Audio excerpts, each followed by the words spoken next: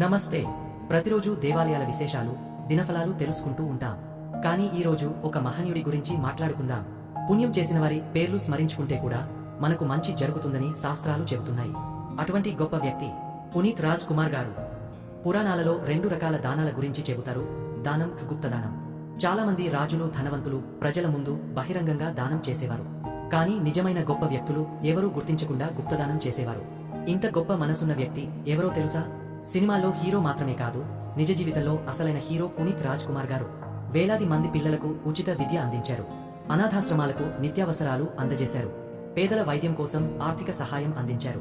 ఆకలితో ఉన్న వారికి అన్నదానం చేశారు. చివరికి తన కన్నులు దానం చేసి మరణానంతరం కూడా మరికొంతమందికి వెలుగునిచ్చారు. ఇలాంటి మహానుభావుడి గురించి మనం తప్పక తెలుసుకోవాలి, గుర్తించాలి. ఒక్కసారి ముక్తకంఠంతో పునీత్ రాజ్ కుమార్ గారికి జన్మదిన శుభాకాంక్షలు తెలుపుదాం. మీరు మా మధ్య లేకపోయినా మీ మంచితనం, సేవా గుణం ఎప్పటికీ మాతోనే ఉంటుంది.